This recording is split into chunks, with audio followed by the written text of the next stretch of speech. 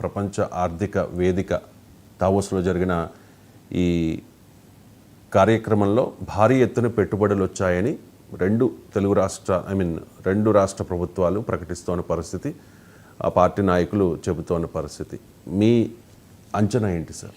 నా అంచనా కాదా, వరల్డ్ ఎకనామిక్ ఫోరంలో లేరు. బట్ మనకు రావాల్సిన క్వశ్చన్ ఏంటి అంటే, ఇది పెట్టుబడులు వచ్చాయి అని అధికారంలో ఉన్న వాళ్ళు అంటున్నారు, రాలేదు అని చెప్పి ప్రతిపక్షాలు అంటున్నాయి. ఎందుకు ఈ రాజకీయపరమైన వివాదం? పెట్టుబడులు అనేది బ్లాక్ అండ్ వైట్ కదా, పెట్టుబడులు అనేది ఏం రహస్యం కాదు కదా. సో మరి ఎందుకు ఈ కన్ఫ్యూజన్ ఉంది? ఇప్పుడు ఒక వైఎస్ఆర్ కాంగ్రెసే కాదు, మీకు తెలంగాణలో బీఆర్ఎస్ కూడా ఉన్నది.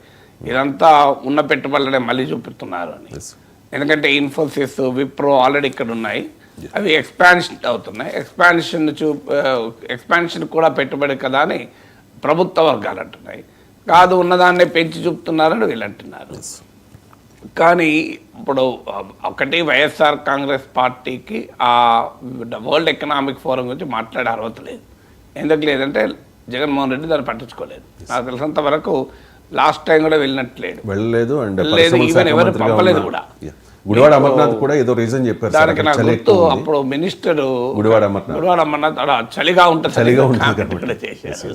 సో అందువల్ల finance minister Buggana Rajendranath Reddy capable యాక్చువల్గా. ఆయన ఇంజనీరింగ్ ఐఐటి ప్రొడక్షన్, ఆయన చాలా ఎడ్యుకేటెడ్ ఫ్యామిలీ నుంచి వచ్చాడు. ఈ హిమ్సెల్ఫ్ ఈజ్ నాలెడ్జబుల్ మనిషి, ఇంగ్లీష్లో తెలుగులో బాగా మాట్లాడగలుగుతాడు. కానీ ఆయనను కూడా పంపలేదు. కారణం ఏంటంటే జగన్ పోతే జగనే పోవాలి, ఇంకోరికి ఆ బ్రాండ్ రావడాన్ని జగన్ అంగీకరించలేడు. సో ఆయనే పోవాలి తప్ప వేరే వాళ్ళని పోలేడు. ఇది ఎవరైనా ఈ రీజనల్ పార్టీస్లో ఎలా ఉంటాయంటే వాళ్ళకే ఇమేజ్ రావాలి. ఇప్పుడు వేరే వాళ్ళు ఎవరైనా పోతారా? ఇప్పుడు కేసీఆర్ ముఖ్యమంత్రి ఉంటే కేటీఆరే పోతాడు, చంద్రబాబు నాయుడు ముఖ్యమంత్రి ఉంటే లోకేష్ పోతాడు. సో అందువల్ల ఇంకా వేరే వాళ్ళు ఉన్నా కూడా పోరు. ఎందుకంటే రీజనల్ పార్టీస్లో ఒక స్వభావం ఉంటుంది, జగన్మోహన్ రెడ్డే వెళ్ళాలి, ఇంకెవరిని పంపడు.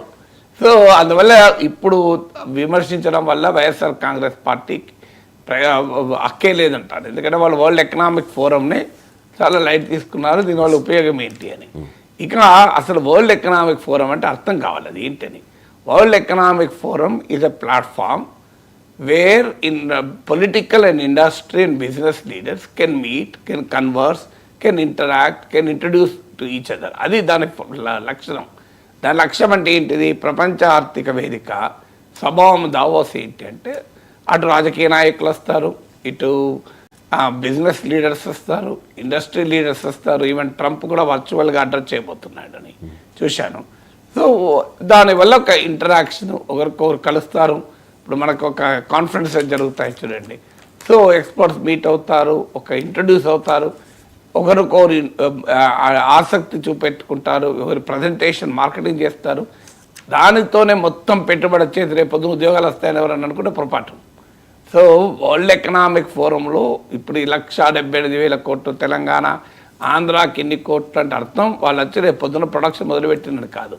ఇప్పుడు ఈ ఇన్వెస్ట్మెంట్ సమ్మిట్లలో కానీ వరల్డ్ ఎకనామిక్ ఫోరంలో కానీ కుదిరేటువంటి అన్నీ కూడా it is only N expression of interest, అంతే తప్ప అది మెమరాండం ఆఫ్ అండర్స్టాండింగ్ కాదు, ఒప్పందం కాదు. ఇప్పుడు ఉదాహరణకు మీకు దావోస్లో కుదిరిన ఒప్పందం ప్రకారం పెట్టుబడి రాకపోతే నువ్వు కోర్టుకు వెళ్ళొచ్చు. గవర్నమెంట్ నువ్వు మరి నాతో ఒప్పందం కుదుర్చుకున్నావు కదా, దావోస్లో వస్తావని, రావడం లేదు కదా అని చెప్పి కోర్టుకు వెళ్ళొచ్చా? ఇప్పుడు కాగ్నిజెంట్ వస్తుందని ఒప్పందం కుదుర్చుకుంది, కాగ్నిజెంట్ రేపు రాలేదనుకోండి, ఆంధ్రప్రదేశ్ ప్రభుత్వం కోర్టుకు వెళ్ళొచ్చా? లేదంటే ఎవరైనా పౌరుడు వెళ్ళొచ్చా చెప్పండి. ఇప్పుడు ఇన్ఫోసిస్ తన క్యాంపస్ విస్తరిస్తుంది అని తెలంగాణ మంత్రి శ్రీధరబాబుతో ఒప్పందం చేసుకుంది. రేపు పొద్దున ఇన్ఫోసిస్